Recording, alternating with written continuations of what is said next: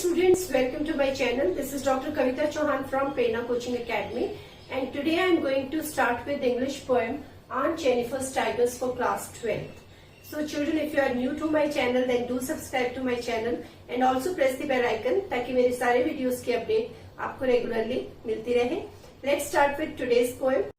This poem is written by an American poet, Adrienne Rich, and it appeared in her first published book of English poems, A Change of World. In this poem, she describes a woman, Aunt Jennifer, who crafts vibrant tapestry panels to escape, at least mentally, her unhappy marriage. So इस poem में describe किया गया है aunt Jennifer को, जो अपनी embroidery के जरिए से अपनी शादीशुदा जिंदगी जिससे वो खुश नहीं है, उससे मेंटली कुछ टाइम के लिए एस्केप करना चाहती हैं. So let's discuss the poem. The rhyme scheme of poem is AABB. Aunt Jennifer's tigers prance across a screen, bright topaz denizens of a world of green.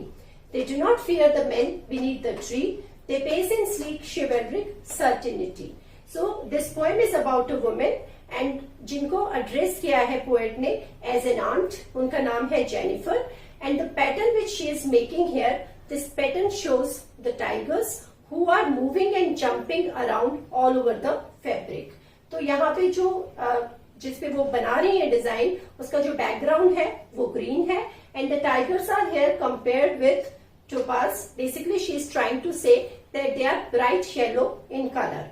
और जिस तरीके से उनकी मूवमेंट को एक्सप्लेन किया गया है, so she is trying to convey that they are moving freely, fearlessly, and they are not even afraid of the men around them.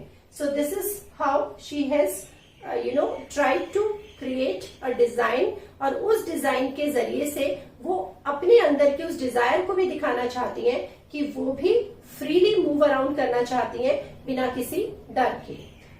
Aunt Jennifer's fingers fluttering through her wool find even the ivory needle hard to pull. The massive weight of Uncle's wedding band sits heavily upon Aunt Jennifer's hand. So basically उनकी जो fingers हैं, her fingers are trembling with fear. Her fingers are tired of working endlessly all her life. तो यहाँ पे कहना चाह रही है पोएट कि आंट जेनिफर जब एम्ब्रॉयडरी कर रही हैं, तो जो नीडल है उसको भी कपड़े में से पुल नहीं कर पा रही हैं. उनकी उंगलियां कांप रही हैं और सारी जिंदगी काम करते करते उनकी उंगलियां कमजोर हो गई हैं, थक गई हैं.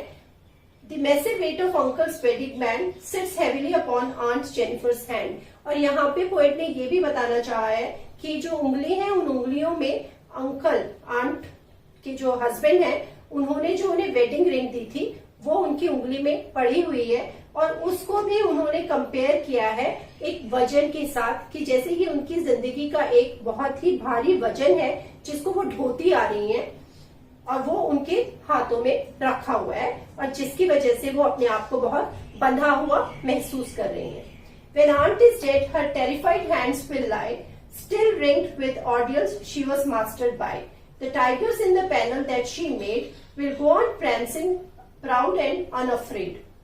So now, the poet is trying to say कि जो aunt है, उनके ये जो दुख हैं, वो तभी खत्म होंगे जब वो उनकी डेथ हो जाएगी.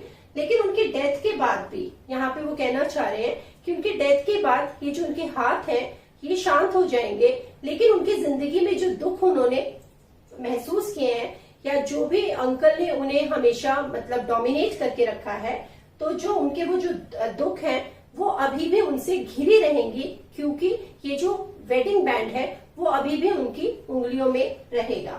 लेकिन जो उनकी जो ये इच्छा है फियरलेसली मूव अराउंड करने वाली, ये इच्छा उनके जो टाइगर्स हैं उनके थ्रू अभी भी जिंदा रहेगी, क्योंकि उनके जो टाइगर्स उन्होंने इस पैनल में बनाए हैं वो अभी भी इधर उधर मूव अराउंड करते रहेंगे, प्राउड के साथ और बिना डरे. तो इस तरीके से यहाँ पे जो सारा का सारा कन्वे किया गया है, मेन पॉइंट यहाँ पे ये है कि aunt Jennifer was not happy with her married life, and so she wanted to escape from her married life, but since she couldn't do that, क्योंकि जिस टाइम में ये पोएम लिखी गई थी उस टाइम में डिवोर्स को अच्छा नहीं माना जाता था, तो वो इस शादीशुदा जिंदगी से बाहर नहीं निकल सकती थी.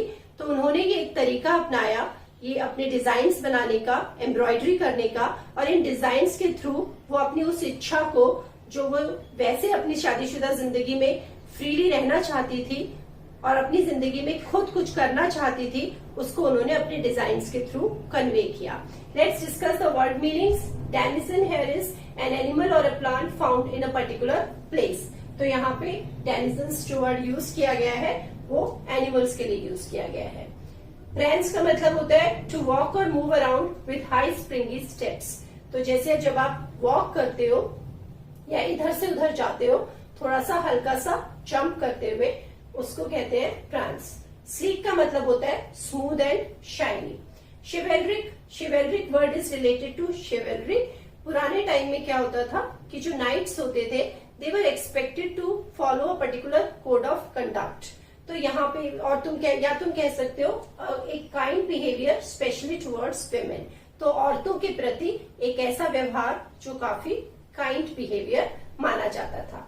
Fluttering, moving with a light, irregular और ट्रेम्बलिंग मोशन।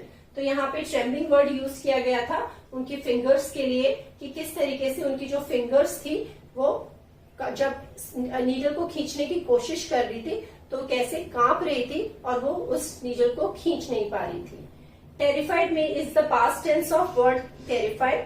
टेरिफाइड का मतलब होता है cause to feel extreme fear, मतलब जब आप बहुत ज्यादा डर महसूस करते हो। सो यहाँ पे बोला गया है हर टेरिफाइड हैंड्स। तो इस वर्ड के थ्रू यहाँ पे दिखाया गया है कि कैसे वो अपनी शादीशुदा जिंदगी में भी बहुत डरी हुई रहती थी। ऑर्डियल्स इज अनप्लेजेंट प्रोलॉन्ग्ड एक्सपीरियंसेस।